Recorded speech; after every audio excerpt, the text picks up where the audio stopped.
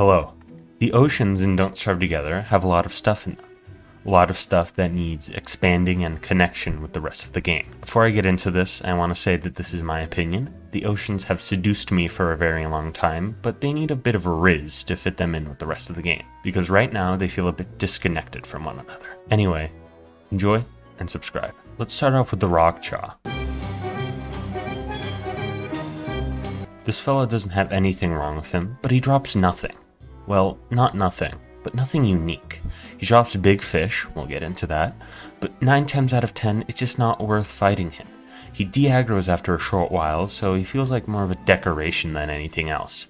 It would be cool to see him dropping his fins when vanquished, the fin being an important part in crafting something shark-related survivors can use, like a hat or food item, like in Shipwrecked, or something else, anything to make him worth battling. Although, there is someone that will always engage in combat with the Rockjaw. I mean, it's the same story with the Narwhal, but he has more uses. Mainly his horn, it can be used for some niche purpose, and to craft the trident I talked about in my last video. That's about it.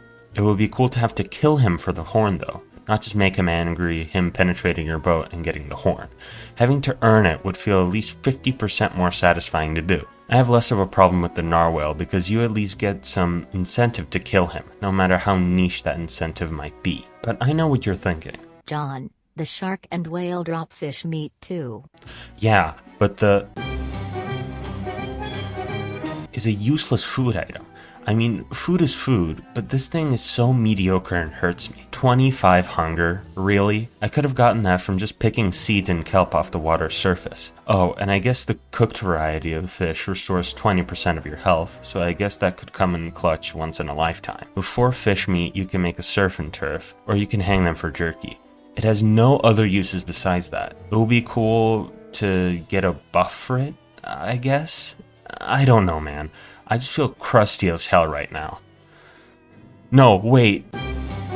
Lobsters are cool, but they feel like a vanity food. When cooked, they give a measly 12 hunger, but what gives them their flair is their crockpot recipes. Keep in mind they have to be alive for this to work, only come out during dusk and night, and you have to use a sea fishing rod on them. A lot of work for 60 health? And a recipe that involves a lobster and 3 ice? Yeah, this section is just a PSA on how awesome lobsters are, but I see no one in practice using them. So yeah, if you need 60 health, make a lobster bisque. It's worth the work, honestly. Oh, and if you smash their homes, you can lure them out. Not an ethical strategy, but an effective one. In extension to the lobster, you can find these boys on the moon. You can't cook them though, only kill them.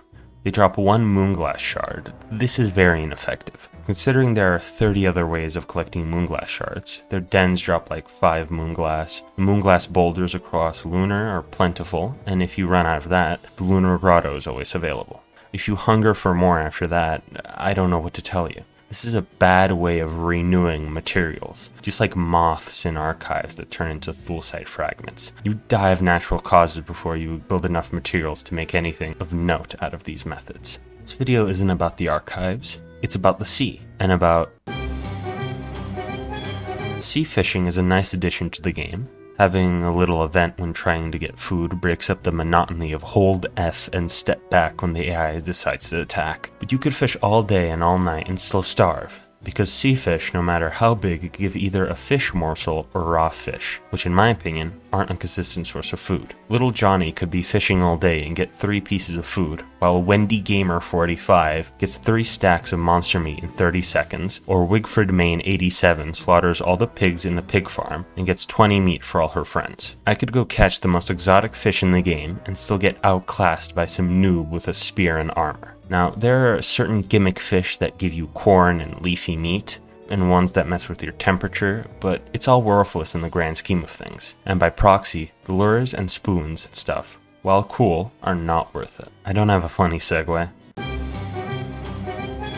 Skitter squid drop monster meat and light bulbs upon death. I'm gonna be frank. In my opinion, there's no reason for this thing to exist. I mean, yeah, it's for worlds that don't have caves, but if your computer can't run Don't Starve Together with caves, maybe it's time for an upgrade. I mean, they are cool, very cool, but maybe they should be given another purpose instead of glorified bulb canisters. They also ink the player when they are attacked. That's what I do when I get attacked too.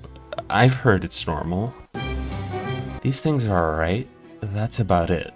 I mean, if you kill them, they drop their little balls that stun small animals, and the starter thing that lets you plant them on sea stacks, but also barnacles. People are gonna get upset at me for saying this, but barnacles are very mediocre. While some barnacle dishes give you as much as 40 health, and the max hunger that the barnacle dishes give you is 75, you'd be better off putting 1 monster meat and 3 ice in.